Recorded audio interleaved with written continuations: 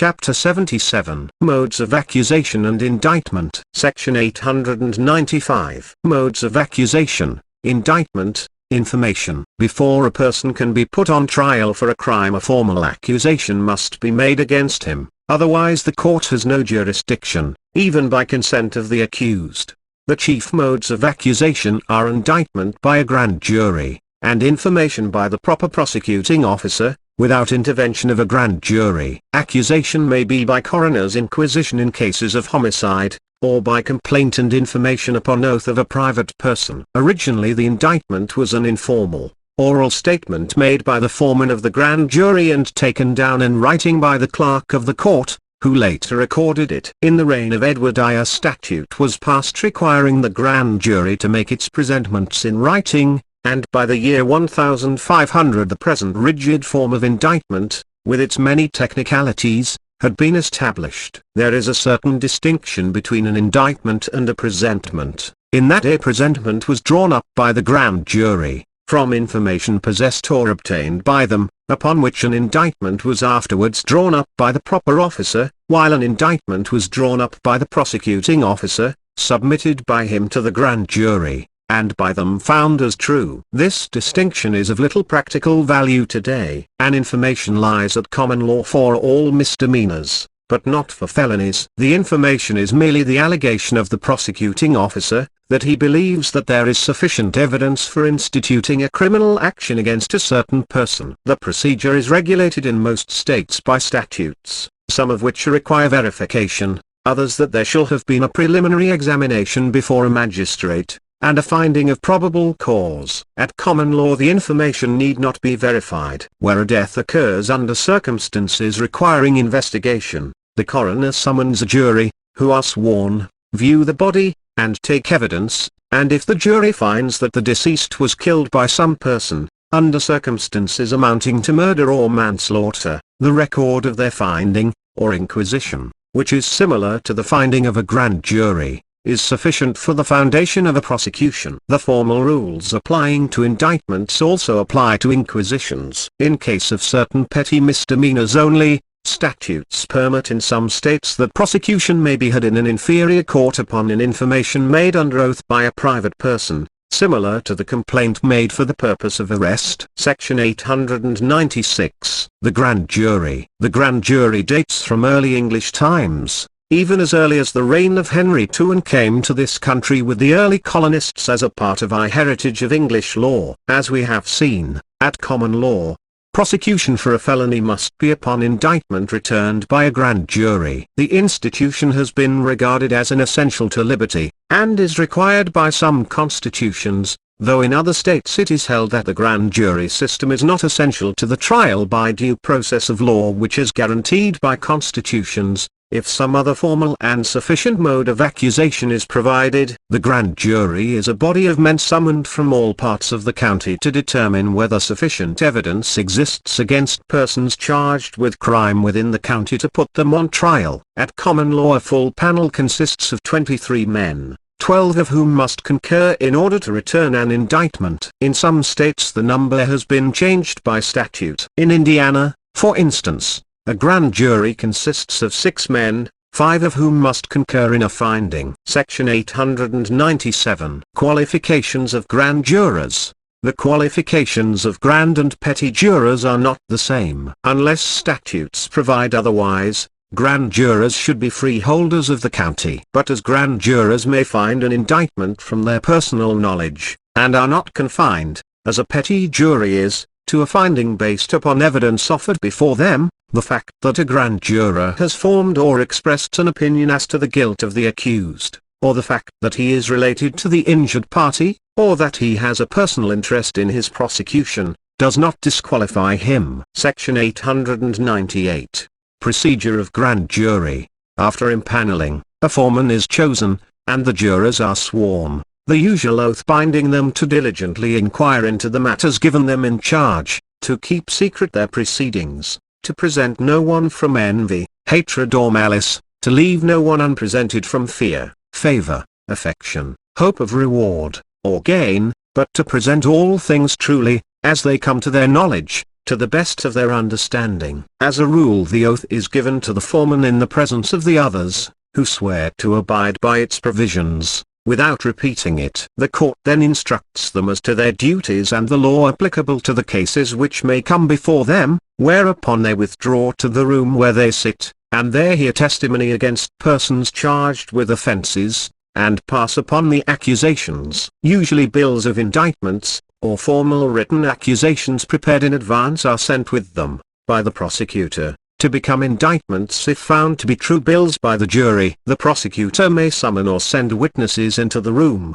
and in some states the jury may themselves summon witnesses. Section 899. Powers of Grand Jury. There are differing views as to the powers of grand juries. In England, the grand jury may institute on its own motion any prosecution it sees fit, and summon witnesses. A few American states follow this view. Another holding is that the grand jury cannot act until after a preliminary examination of the accused before a magistrate. The general rule in this country is that the grand jury may inquire into offences of which it has personal knowledge or which are of public notoriety, and such other offences as it is called upon by the court or prosecuting officer to investigate, but cannot inquire into other offences unless the accused has been examined before a magistrate. The grand jury may examine witnesses, but should hear only legal evidence, and an indictment must be founded upon at least some legal evidence. The general rule is, however, that if the evidence is legal,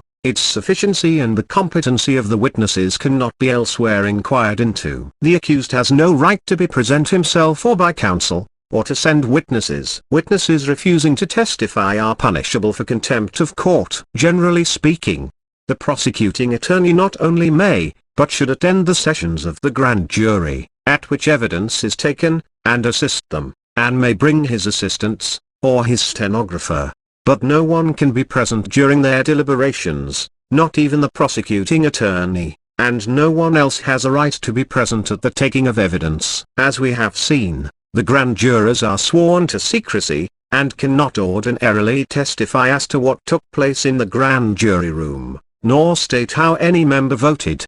But in certain cases, such as in a prosecution for perjury before them, grand jurors may testify, and by statute they are relieved from secrecy in other cases. The doctrine of former jeopardy is not applicable to the finding of a grand jury. Thus, one grand jury may ignore a bill, and a subsequent one find a true bill. The same grand jury, after ignoring a bill, may reconsider its action and find a true bill.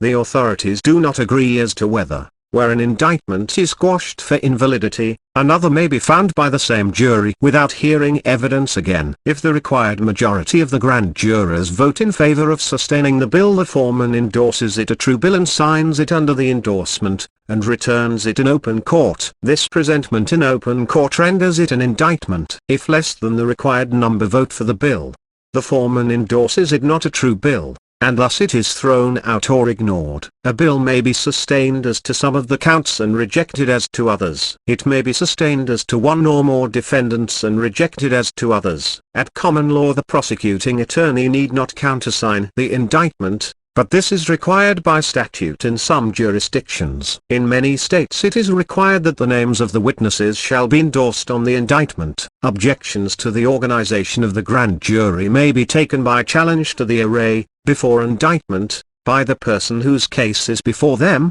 if discovered in time. Objections to the competency of a juror, by challenge to the polls. If the objection be not thus taken, it may be raised by plea in abatement, or if the defect appears on the face of the record, by motion to quash. Objections to individual jurors may be taken by challenge to the polls, or by plea in abatement or motion to quash. In some jurisdictions, personal disqualifications of the grand jurors cannot be raised by objections to the indictment. A grand jury has no power to dissolve itself, but it is dissolved either by the court discharging it or by the final adjournment of court. Section 900. Record and caption of indictment. The caption is not a part of the indictment. It is merely a formal statement of the court before which the indictment was found, where and when it was found, and the jurors by whom it was found. The name of the county must appear, and the fact that the jurors are of that county. All of these must be set forth with sufficient certainty. The indictment must be shown to have been found upon oath, or oath and affirmation, or the caption will be bad. An indictment may be quashed because of material defect in the caption. But as the caption is no part of the indictment, being merely a ministerial record, it may be amended at any time, even after conviction, to conform with other records. Section 901. Parts of indictment. An indictment consists of three parts: the commencement, the statement and the conclusion.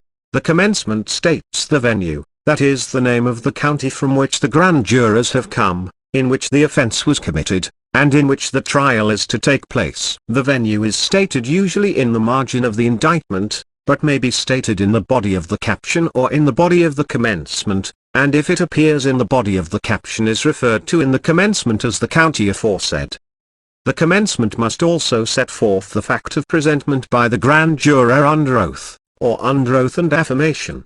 The word present or some equivalent word in the present tense showing that the grand jury charge the defendant must appear. The fact of presentment under oath or oath and affirmation must appear in every count of the indictment, either directly or by appropriate reference to the preceding count. The fact of presentment is ordinarily made to appear by a statement similar to the following: the jurors of the state, commonwealth, or people of the state, as the practice may be, of dash, dash, dash, dash, dash, dash, dash, dash, dash, dash in and for the county of dash, upon their oath present. The statement is the portion of the indictment which describes the defendant, and the offence with which he is charged. Section 902. Description of defendant. If the name of the accused is known, his Christian name and surname should be given in full. Usually a middle name need not be included, but some courts hold a middle name or initial essential. The omission of the words junior or senior, which are no part of a man's name, ordinarily makes no difference. If a man is known by two names, he may be indicted by either, or if he holds himself out as having a certain name, that may be used. It is sufficient if the name given in the indictment is idem sonans, has the same sound with the defendant's real name. Corporations should be indicted by their full corporate names. Misnomer can only be taken advantage of by a plea in abatement before pleading to the merits which states the true name of the defendant, and the effect of such plea can be no more than to delay matters, since a new indictment may then be presented. At common law it was necessary to state the estate or degree or mystery of the defendant in addition to his name, and also the place of his residence. By estate or degree is meant title, rank or condition; by mystery is meant the trade, calling or profession of the defendant. This rule as to addition, though abrogated in most states, still holds good in some states. Section 903. Certainty. There are 3 degrees of certainty recognized in pleading, viz., certainty to a common intent, certainty to a certain intent in general, and certainty to a common intent in every particular. Clark says, a pleading is certain to a common intent when it is clear enough according to reasonable intendment or construction, though not worded with absolute precision. Certainty to a certain intent in general means what upon a fair and reasonable construction may be called certain without recurring to possible facts which do not appear except by inference or argument. Certainty to a certain intent in every particular requires the utmost fullness and particularity of statement, as well as the highest attainable accuracy and precision, leaving nothing to be supplied by argument, inference or presumption, and no supposable answer wanting. The pleader must not only state the facts of his own case in the most precise way, but must add to them such facts as will anticipate the case of his adversary. The first is the lowest degree of pleading allowed, and is allowed only in pleas in bar, and in certain parts of the indictment other than the charge. The second degree is required in that part of the indictment which charges the offence. The third degree is required in pleas in abatement and other dilatory pleas. Every fact or circumstance which to any extent in law affects or enhances the punishment must be pleaded, specifically. So where an act is not inherently unlawful, but is made so by circumstances surrounding it, they must be alleged. The certainty should be sufficient to enable the court to say that if the facts pleaded are true, an offence has been committed, to know what punishment to impose, and to confine the proof to the offence charged, to give the defendant reasonable notice of the charge he must defend, to make a record of what offence is charged, for purposes of review, and in order that acquittal or conviction may be pleaded in bar of a subsequent prosecution for the same offence. Facts which are particularly within the knowledge of the defendant need only be alleged with certainty to a common intent. The certainty required as to particulars is only such as the circumstances will permit, and unknown particulars need not be alleged, provided all the essentials of the offence are shown. Section 904. Particularity of description. Merely to charge the accused generally with the commission of a certain kind of crime is not sufficient. The particular act or acts constituting the offence must be alleged, and not merely the conclusion that a crime was committed. Thus if a forgery is charged, the writing must be set forth. If a burglary, the house must be specifically described. If a larceny, the articles taken must be particularly described. For instance, in case of a theft of money it is not sufficient to set forth the total amount, but the particular bills or coins must be described.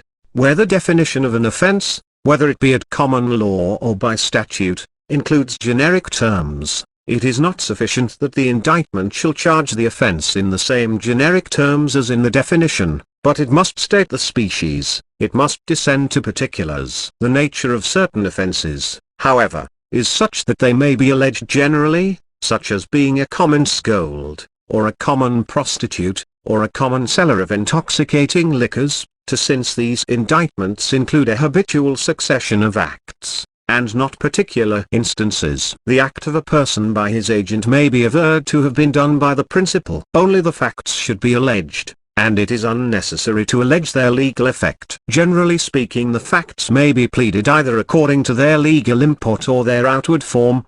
For example, what one does by his agent may be alleged to have been done by the principal himself, as in legal import it was, or according to the outward form of the transaction may be alleged as having been done by the agent for the principal. The charge must be stated positively, and if there is an attempt made to allege an essential element of the offence argumentatively, or by way of recital, the indictment is bad. This is merely another expression of the rule of certainty to every intent. Where the averment of one fact necessarily implies the existence of another fact, the direct averment of the latter is not essential. It is not essential to aver that of which the court will take judicial notice, as for instance, to expressly state the statute upon which the indictment is based. Mere matters of evidence should not be alleged. Any averment which is essential, however, to a proper description of the crime, must be contained in the indictment. Thus, in an indictment for conspiracy, the object of the unlawful agreement must be set forth specifically. And in an indictment for perjury,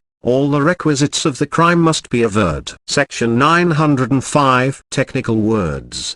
Certain crimes can be properly described only by the use of technical words. For instance, any indictment for common law felony must allege that the act was committed feloniously. An indictment for burglary must allege that the act was committed feloniously and burglariously. All indictments for treason must contain the word traitorously.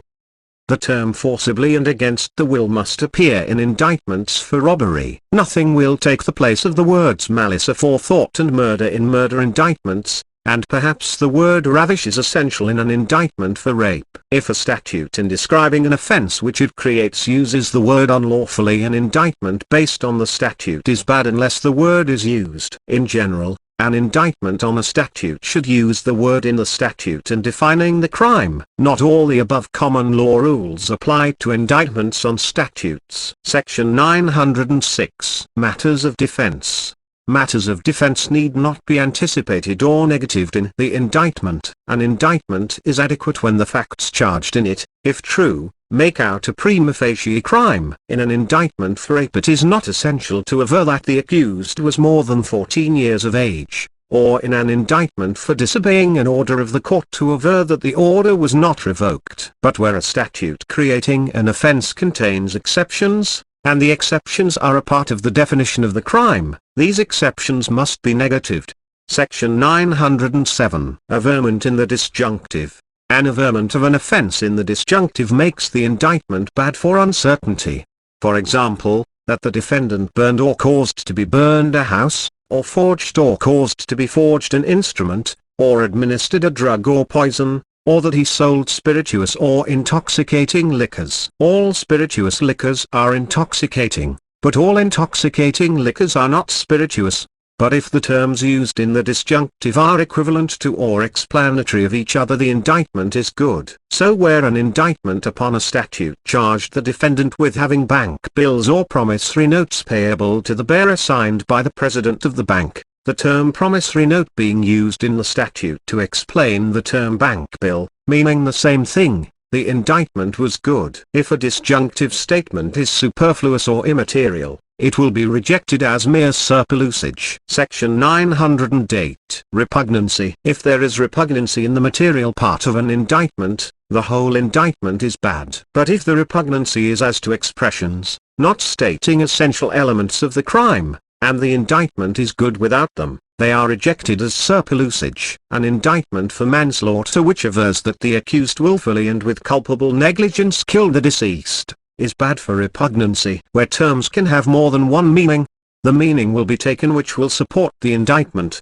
and not that which would render it bad. If from the context it can be determined in what sense the words were intended to be used, ambiguity or repugnancy cannot be said to exist. Section 909. Language used. Abbreviations. The rule in this country and in England is that the indictment should be in the English language. In earlier times in England, indictments and all legal proceedings were in the Latin language. English words of foreign origin are proper, such as alias, or anno domini. But where the indictment was for the forgery of a note in the German language, and the note was set out without translating it, the indictment was bad. Likewise, the indictment was bad where a Chinese lottery ticket was set out by means of a photograph of the original, and no translation was made. In England, indictments are required by statute to be in words at length, and neither abbreviations or figures may be used in the indictment proper. The only exception to the rule is where a facsimile of a document must be set out in the indictment,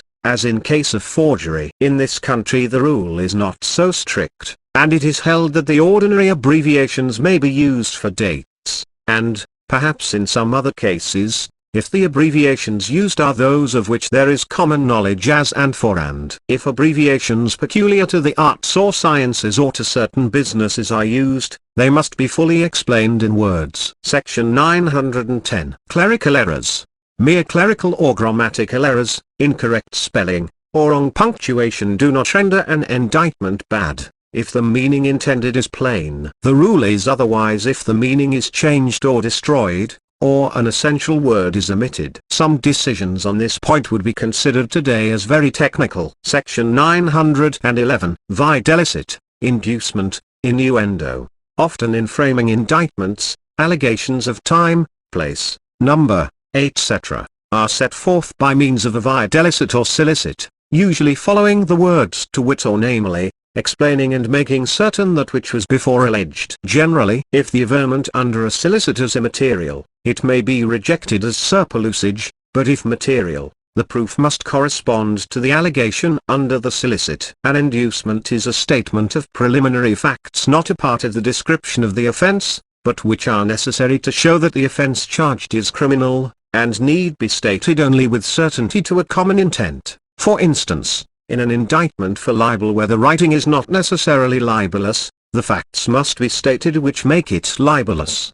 If in cases of libel the matter alleged is not obviously libelous, or plainly applicable to the party alleged to have been libeled, its real meaning must be explained by what is called an innuendo, for the facts must be stated with legal precision in order to be brought before the jury. An innuendo is merely matter explanatory of what has already been alleged, in order to relieve it from ambiguity, but the innuendo cannot change or alter the sense of the other averments.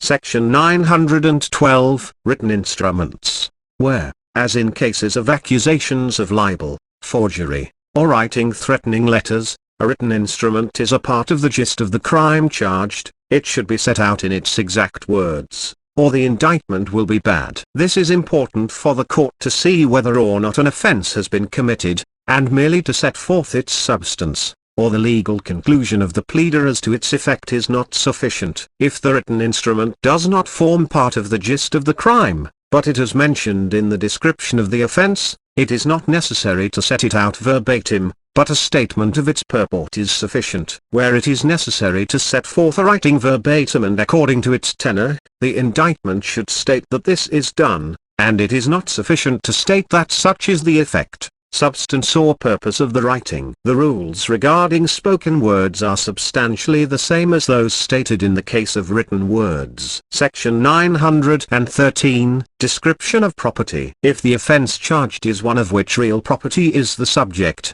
the premises must be described with enough particularity to identify them, and if ownership, occupancy or character is material, the averments must show it.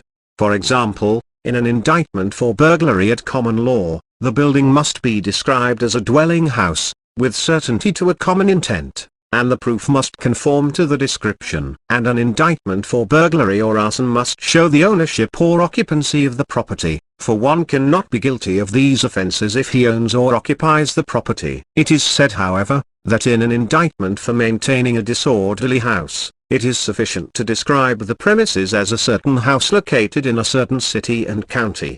Personal property also, if the subject of the offence, must be described with certainty to a common intent. In an indictment for larceny, it is not sufficient to charge generally that a certain person's goods and chattels were taken away, as some things cannot be the subject of larceny. The indictment must show that the things taken were such as could be subject to larceny. For instance, an indictment for stealing animals once fair natural, it must be averred that they had been killed or tamed. An indictment for stealing minerals must show that they had been severed from the ground. An indictment naming the articles stolen and 100 other articles of household furniture is bad for uncertainty. However, minute details are not necessary. So to describe an animal as a certain hog, the property and chattel of 1L is sufficient without giving the color, kind, size, weight, or mark. In the case of a chemical mixture, it should be described by the name of the mixture, and in the case of a mechanical mixture, where the articles comprising it are changed in character and given a different name, as where cloth, buttons, thread, etc., are made into a suit of clothes, or where wood, iron, etc., are made into a buggy, the finished article should be described by its name. The number or quantity of the property taken must be stated, and if there are several different kinds, the number or quantity of each kind. If value is material, it should be stated, and if several different kinds of property are stated, the value of each must be shown. Value is always material in indictments for larceny, since that which has no value cannot be the subject of larceny. And upon the value of the articles taken, it is determined whether the offence is grand or petty larceny. Section 914. Descriptions of third persons. In order to identify some offences with sufficient certainty, the name of a third person must be stated. If it is necessary to mention the name of a third person, the name should be stated fully and accurately, and the proof should correspond with the allegation. If the offence is murder, manslaughter, rape or other offence against a person, the name of the person against whom the offence is committed must appear. An indictment for larceny should state the name of the owner of the goods stolen, if he is known. The same rule holds in the case of embezzlement, where the name of the person defrauded must be shown. The name of the owner of the premises must be stated in indictments for burglary or arson. If the names of the third persons in the above cases are unknown, they should be described as persons unknown. In naming a third person, only certainty to a common intent is required. His full Christian and surname should be used if known. Where the accused is charged with making an illegal sale, it is usually sufficient to describe the goods sold. Thus, in an indictment for illegal sale of intoxicating liquor, it is not essential to describe the purchaser. In a few jurisdictions, however, the contrary is held, and it has been held that where the accused is charged with illegal sale of a lottery ticket, that the name of the purchaser, if known, must be stated. Section 915. Intent. In certain crimes or misdemeanors, a particular intention is an essential element of the offence, and in such cases the intent must be expressly and specifically alleged. This is especially true where a crime is attempted but not accomplished, and the only thing which can be punished is the attempt to carry out a criminal intention. There are many acts which are criminal in themselves, the doing of which is held to include a criminal intent, and in such cases intent need not be alleged. This is true in an indictment for murder, committed by means of a deadly weapon, or for rape. But in burglary the intent to commit a felony in the house broken into is essential to the crime and must be alleged. The same rule holds in forgery or false pretenses, in which intent to defraud is essential to the crime, and must be alleged. The same is true of attempt to murder, or assault with intent to rape, section 916. Notice, request or knowledge. Particular knowledge is an essential element of some offences,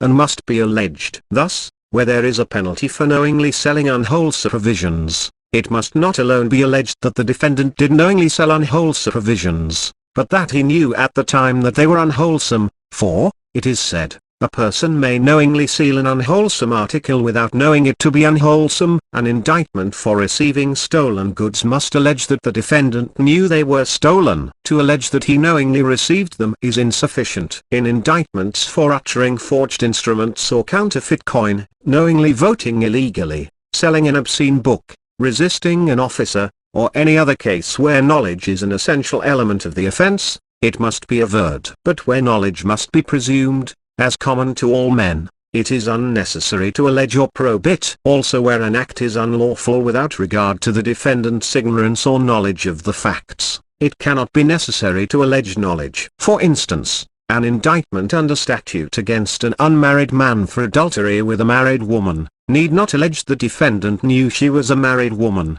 and under a statute prohibiting the sale of intoxicating liquor or adulterated food, it is held that knowledge is not essential. Therefore it need not be alleged.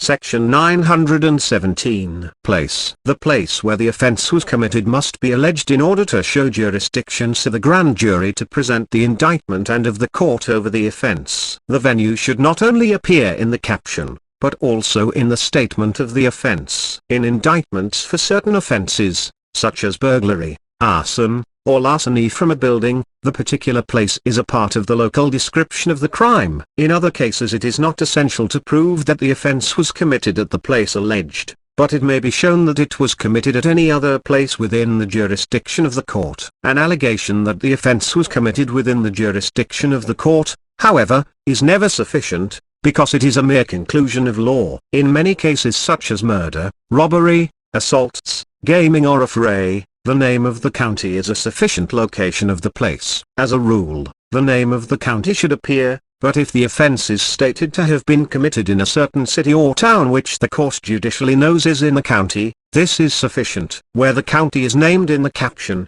an allegation that the offence was committed in said county, or then and there is sufficient. Where the charge is burglary, selling intoxicating liquor in a certain place, maintaining a house of ill fame, etc., or where the restitution of property is sought, or the abatement of a nuisance is asked, the place must be particularly alleged, and the proof must conform to the allegation. It is also the rule that where the place of the commission of the offence is described with greater particularity than necessary, it must be proved as described. Thus, where an indictment averred that arson was committed on a house in the 6th ward of the city of New York, it is a fatal variance if the proof shows that the house was in the 5th ward. The place of the offence should not only be alleged at the beginning of the indictment, but should be repeated as to each issuable fact, and the same is true of the time. But when once the time and place have been alleged, other facts which occurred at the same time and place may be alleged to have been committed then and there. Section 918. Time of the offence. The rule is that the indictment should state specifically the time of the offence, but, unless time is of the essence of the offence, it is not necessary to prove that it was committed on the day alleged, provided it was committed on a day prior to the bringing of the indictment, and within the statute of limitations. The day, month and year should be alleged. If a single act is charged as having been done on 2 days, the indictment is void either for uncertainty, or repugnancy. If an offence could have been committed only at a certain time, as violation of a Sunday ordinance, or hunting or fishing at certain seasons of the year, the act must be charged as having been committed at a time when it would constitute an offence. Ordinarily where an offence may be a continuing one, as the keeping of a disorderly house, it may be alleged to have taken place on one day and thence continually until another specified day. This form of allegation being known as a continuando. If a continuance of acts is necessary in order to constitute an offence, as in the case of being a common seller of intoxicating liquors, the cumulative acts must be charged. Section 919, Surplusage. Superfluous matter does not render an indictment bad, because such matter may be rejected. If a misdemeanor is alleged to have been done feloniously, the averment may be rejected as surplusage. If an allegation is defective, and the remainder of the indictment states the offence, the indictment is not impaired. It is surplusage to allege that a robbery was committed in or near a certain highway, for the place is immaterial, and the indictment is not bad because the allegation is in the disjunctive. So to allege that defendant did embezzle, take, steal and carry away certain property does not make the indictment bad for duplicity, since the word embezzle may be stricken out as surplusage. But averment, which is descriptive of that which is essential to the charge in the indictment, may not be rejected as surplusage. For instance, in an indictment for stealing a horse, it is not necessary in describing it to mention the color, but if it is alleged to have been a black horse, the proof must conform to the allegation, this being an exemplification of the rule that if too great particularity is alleged, it must be proved. So in an indictment for bigamy, alleging that the woman the defendant married is a widow, when the proof shows she is a spinster, there is a fatal variance. Thus an indictment for receiving stolen goods need not state the name of the thief, but if it does, the proof must conform. The rule as stated by Story is, no allegation, whether it be necessary or unnecessary, whether it be more or less particular, which is descriptive of the identity of that which is legally essential to the charge in the indictment, can never be rejected as surplusage. If the whole of the statement can be stricken out without destroying the accusation and charge, it is not necessary to prove the particular allegation, but if the whole cannot be stricken out without getting rid of a part essential to the accusation, then, though the averment be more particular than it need have been, the whole must be proved, or the indictment cannot be maintained.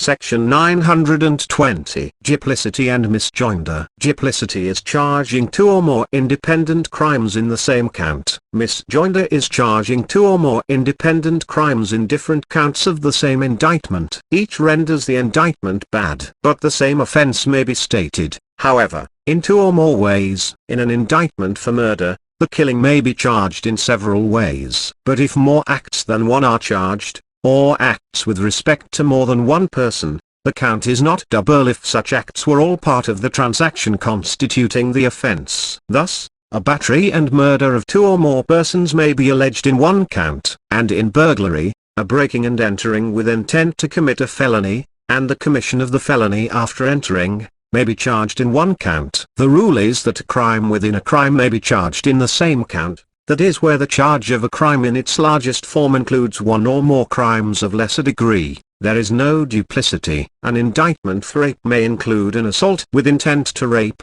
or an indictment under a statute for assault with a deadly weapon with intent to kill, may include the elements of three crimes. Two or more averments having substantially the same meaning, made with the same purpose may be used, as the accused may be charged with keeping a disorderly house to which lewd persons did resort. It is held where one count charges larceny and another receiving stolen goods, or where one count charges burglary and another receiving stolen goods, there is no misjoinder. This holding, however, is anomalous. It has been held that where one count charges burglary, another larceny, and a third receiving stolen goods, that the indictment is demurrable for misjoinder. Upon principle this view is correct, as the indictment in such case charges more than one crime. A count is not double which charges in addition to the specific offence, merely aggravating circumstances, such as a previous conviction, which affect only the penalty. If two offences are charged and one insufficiently alleged, it may be rejected as surplusage,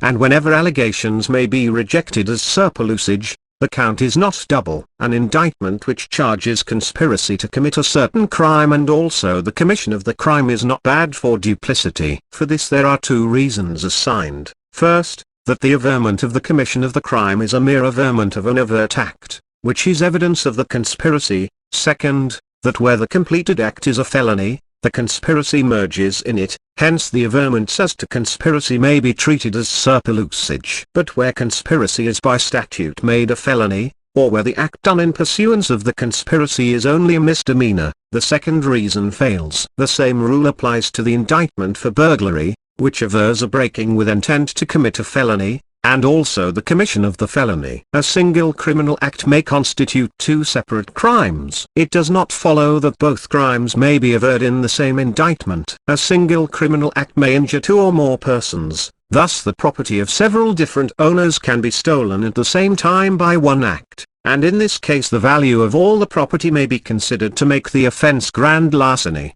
and in the same indictment the ownership of the property may be laid in the several owners, the criminal act constituting but a single offence. Some authorities, however, hold the contrary. Duplicity in the indictment may be waived by the defendant. It may be taken advantage of by motion to quash, demurrer, or compelling the prosecutor to elect as to the charge. It may be cured by pleading over, since it is merely a formal defect. In some states where two distinct offences are charged, which require distinct punishments, it is held that advantage may be taken of such fact by motion in arrest of judgment, or perhaps appeal, but the general rule is that a failure to object before verdict is a waiver. A conviction as to one of the offences and an acquittal as to the other effects a cure. Section 921. Variance. In order to convict one under an indictment, so much of the charge must be proved as to show the commission of an offence, and the proof must correspond with the charge. For a person cannot be tried and convicted without an accusation. Therefore variance between the proof and the charge as to any of the essential elements of the offence is fatal to a conviction,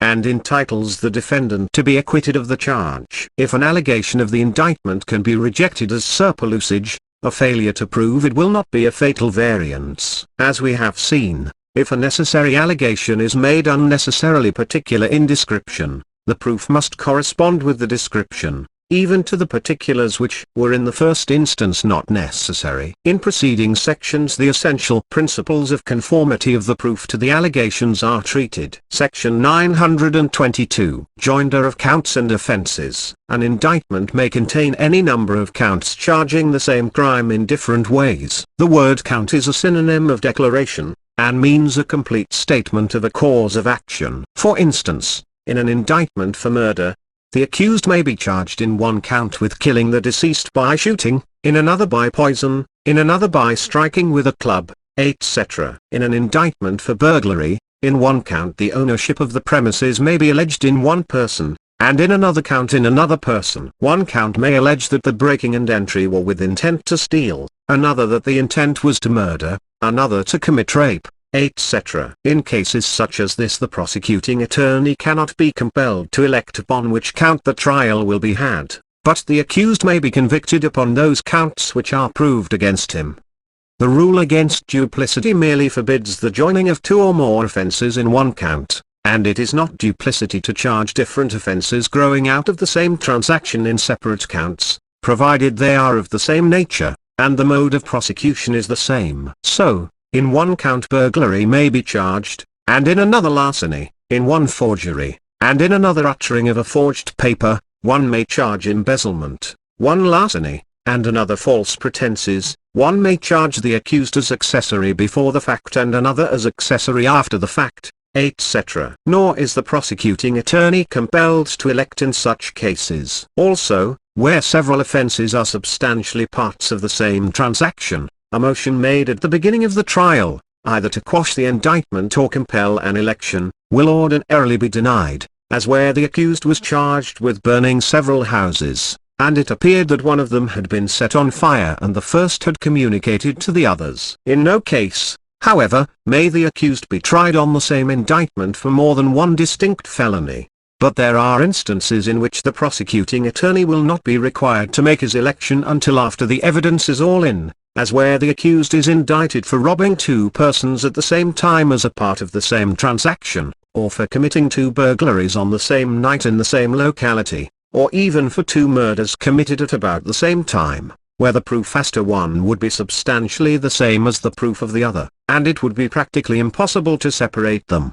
At common law a felony and a misdemeanor might not be joined in the same indictment under any circumstances, for the reason that a person charged with a misdemeanor was entitled to be defended by counsel, to have a copy of the indictment and a special jury to try him, while one charged with a felony was entitled to none of these. But in this country the English rule has been generally repudiated. In most jurisdictions here, felonies and misdemeanors which are kindred offences, growing out of the same transaction, may be joined in the same indictment at the discretion of the court, such as the felony of rape and the misdemeanor of assault to commit rape. If the offences charged are repugnant in their nature and legal bearing, and the trial and judgment so incongruous that the accused is deprived of some legal advantage, the joinder is not permitted. The general rule is that several different felonies growing out of the same transaction may be joined in one indictment. In most American jurisdictions, the prosecutor may join in one indictment as many misdemeanors of a kindred nature growing out of the same transaction as he wishes,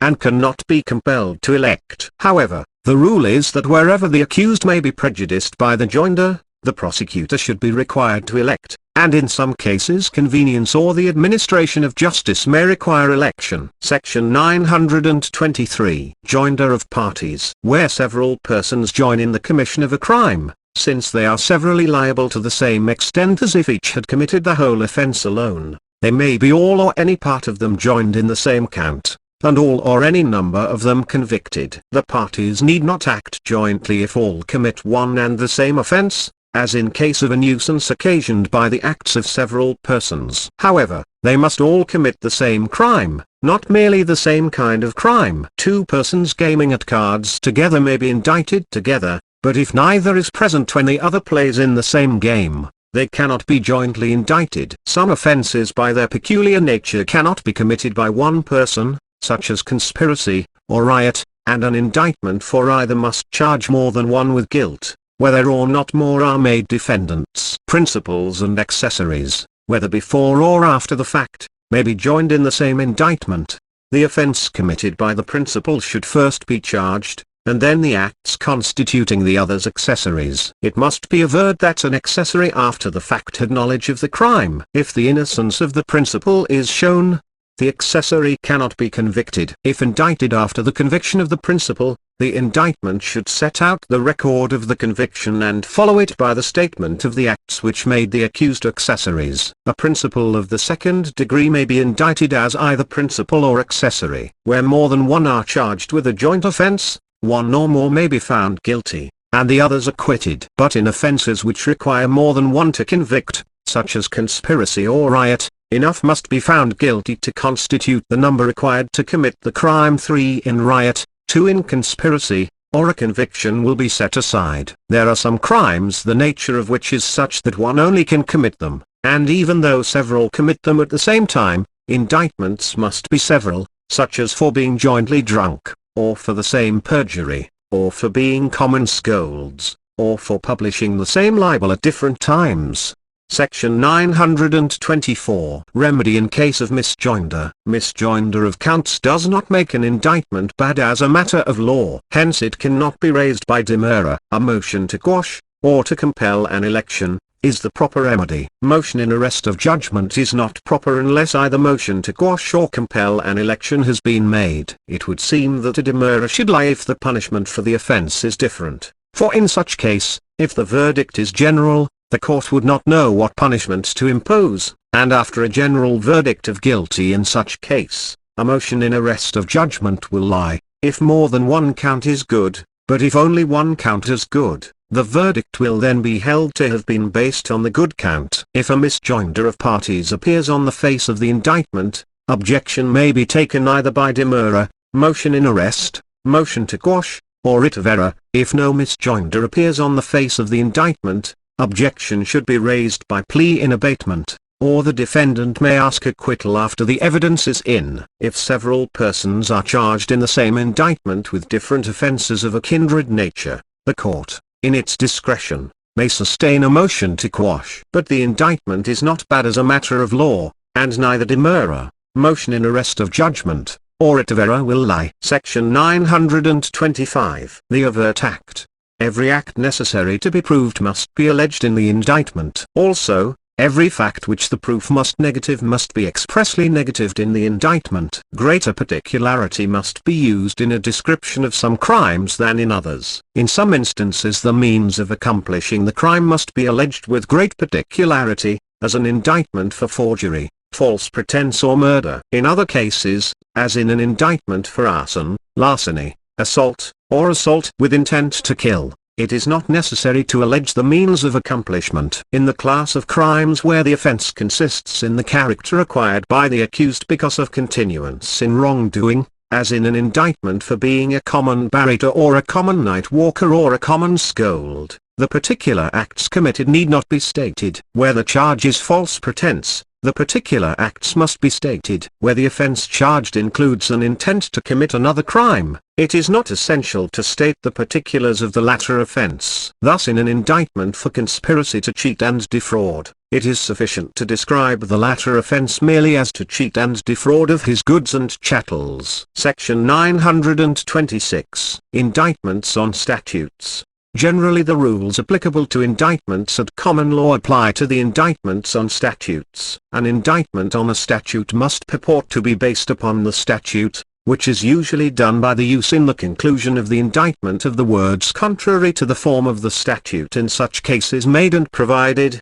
The statute itself need not be recited, nor is it necessary to indicate in the indictment the particular statute or section of the statute on which it is founded. What is essential is to state all the facts and circumstances which go to make up the offences defined in the statute, and in doing so it is better to use the technical term employed in the statute and follow its language.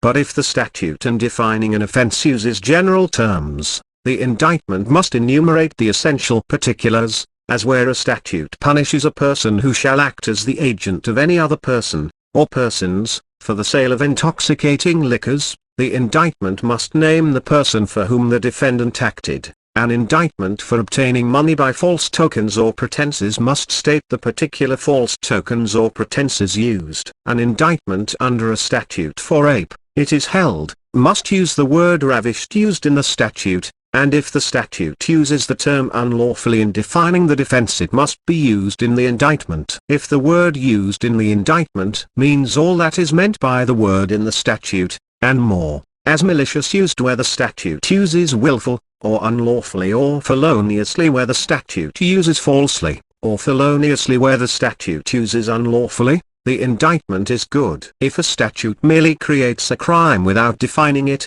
as if it forbids something by its common law name, resort must be had to the common law for the description of the crime. Generally speaking, the indictment must employ enough of the substantial words of the statute to enable the court to ascertain on what statute it is founded. It must also have such other statutory words as are, alone, or in conjunction with other words, necessary to completely describe the offence, or the pleader may use words equivalent to the statutory words or words more than their equivalents, if they include the full meaning of the words used in the statute. As regards statutory crimes, a particular description of the acts constituting the offence is not essential. An averment that the acts prohibited were committed is usually sufficient. Thus, in an indictment for unlawfully practicing a certain profession without a license, or for participating in a prize fight, an averment of the doing of the thing prohibited, without stating the particular acts, is sufficient,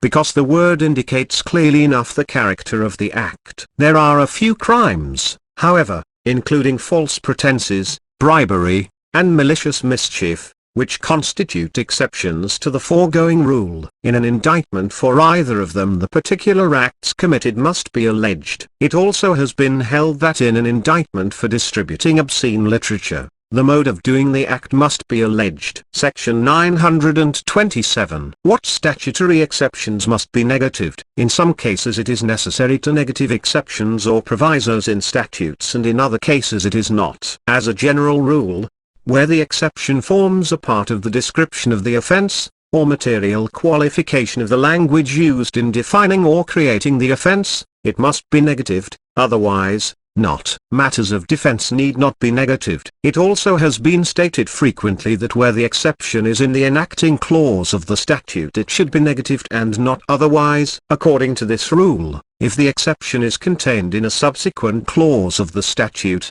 or in a subsequent statute, it is not essential to negative it. This rule, however, is misleading. Thus, a proviso in a subsequent clause may be referred to in such a way as to make it descriptive of the offence charged, and in such case the provisor must be negatived. It is to be observed, therefore, that the other rule stated above is the safer one to follow. A negative not required by law may be rejected as surplusage, and a negative averment need not be so minute, or so nearly in the statutory words, as must an affirmative one, but any negation in general terms, covering the entire substance of the matter will suffice. Section 928. Conclusion. The third part of the indictment is the conclusion. Without a formal conclusion, unless statute provides otherwise, an indictment is bad. In most states a form of conclusion is prescribed by constitution or statute and must be followed. The form usually used is, against the peace and dignity of the state, or in some jurisdictions the people of the state, or common law is used instead of the word state. In England the form is against the peace of the king.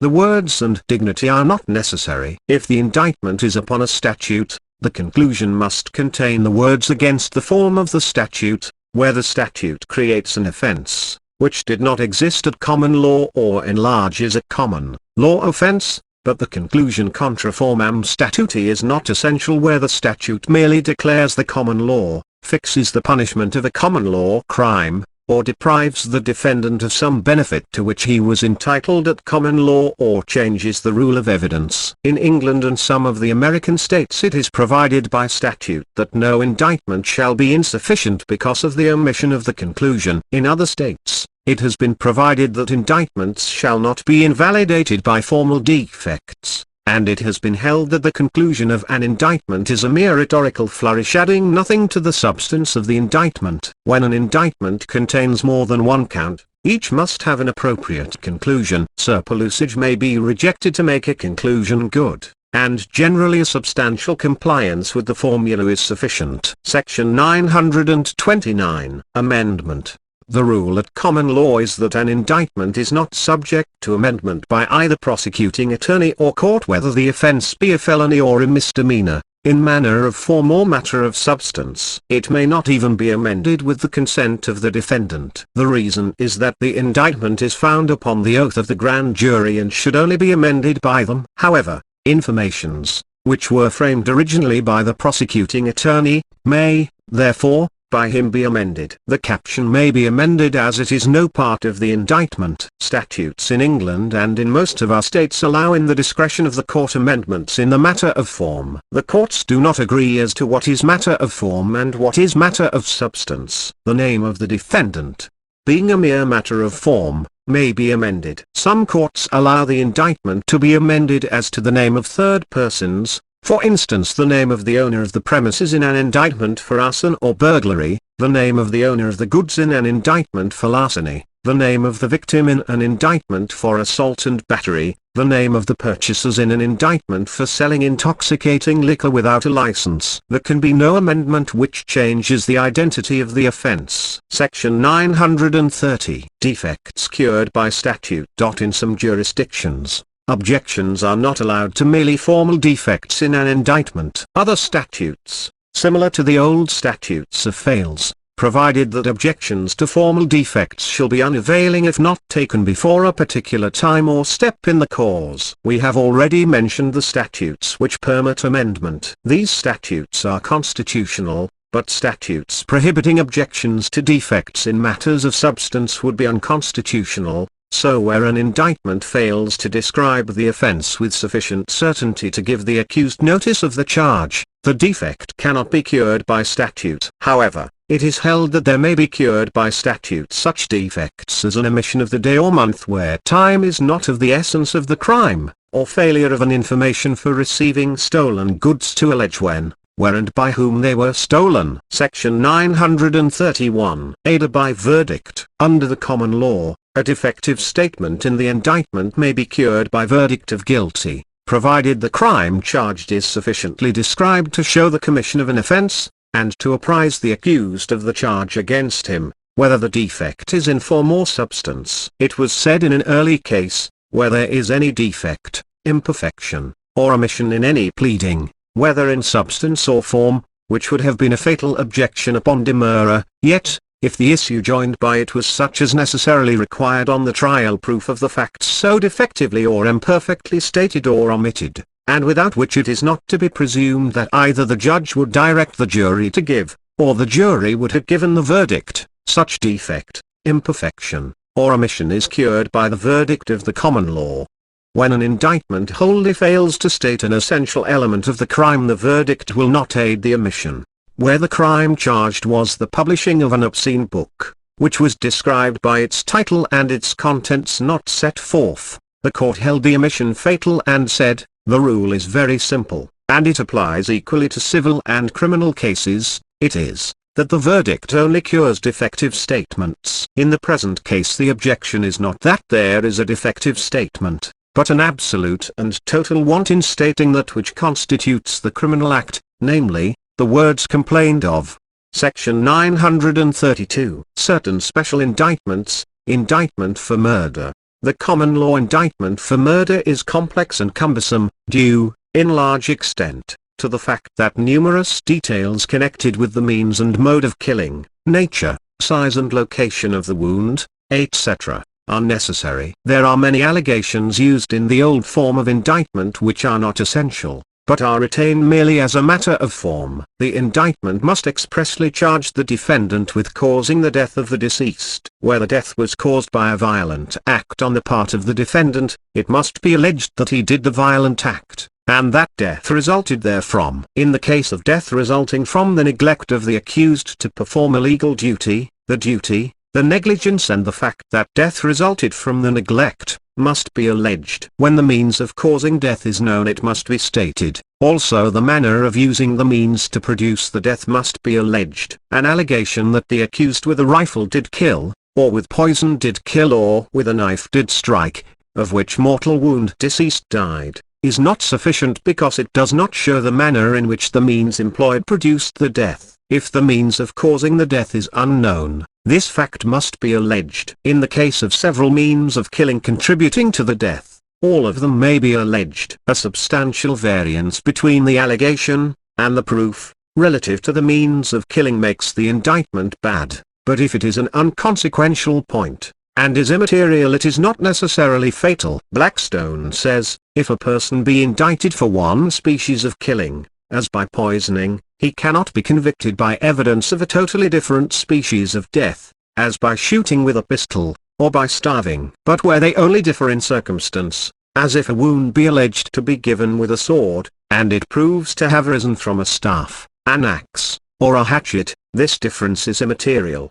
Where the means alleged is a spade and the proof shows it was a shovel, or where the means alleged is strychnine, and it is proved that it was some other kind of poison, the variance is not fatal because immaterial. But where the means of killing is alleged to be a club, and proof shows it to have been a revolver, or it is alleged to be a knife and proof shows it to have been a club, the variance is fatal. If it is alleged that death was caused by a wound, the wound must be properly described, though at present there is not as great particularity as formerly existed. Thus, an erroneous allegation as to the location of a wound used to be fatal, but according to the better opinion today it is considered immaterial. Even though the allegation locates the wound on the right side of the head, in a case where the proof shows it to be on the left side, the variance is not fatal. However, repugnancy in the allegation itself, with respect to the location of a wound, may be fatal, as where it is described as on the head and body, or where the allegation states the blow was struck on the left temple,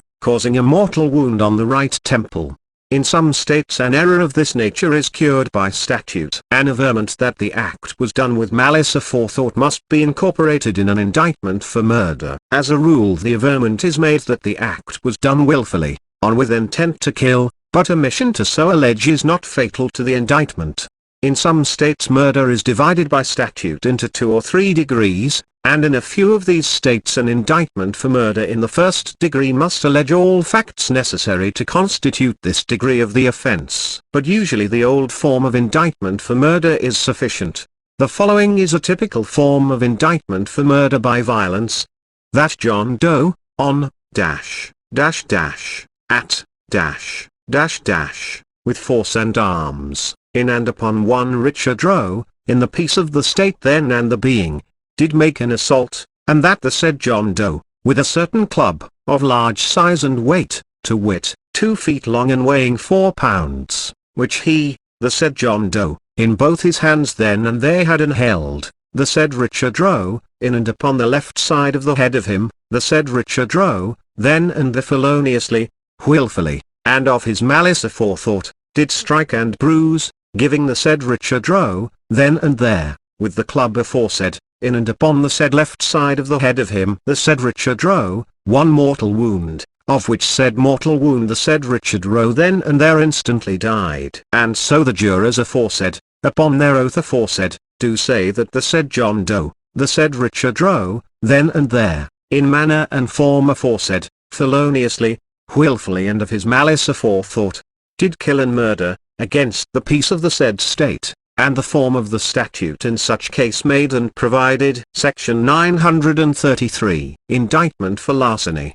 The correct form of the indictment for larceny is very simple. The following is typical of the form used at common law, that John Doe, on, dash, dash dash, at, dash, dash dash, 1 cow, of the value of more than $40, of the property of Richard Roe, feloniously did steal, take, and carry away. And so the jurors aforesaid, upon their oath aforesaid, do say, etc. Section 934. Indictment for embezzlement.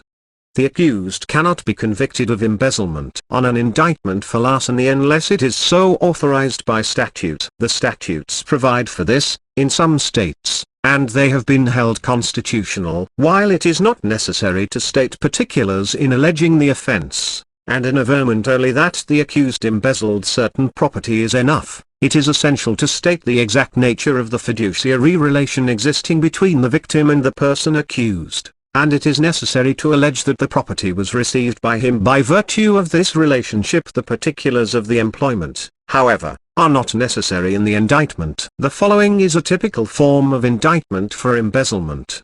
That John Doe, on, dash, dash dash, at, dash, dash dash, being then and there the agent of Richard Roe, did by virtue of his said employment receive and take into his possession 10 silver dollars, of the value of $10, for and in the name and on the account of the said Richard Roe, and afterward did then and there fraudulently embezzle the same. And so the said John Doe did then and there, in the manner and form aforesaid, the said 10 silver dollars, the property of the said Richard Roe, his principal, from the said Richard Roe, feloniously steal, take, and carry away. And so the jurors do say all of which the said John Doe then and the new. Section 935. Indictment for false pretenses. An indictment for false pretenses is of a very complex character, and it is necessary to set out the pretense with great particularity. It is not sufficient to allege in the words of the statute that the property was obtained by false pretenses. The nature of the pretense must be substantially alleged, though not necessarily according to its tenor. In the indictment it must be clearly shown that the pretense related to a past or existing fact or circumstance and was not merely an expression of opinion or a promise,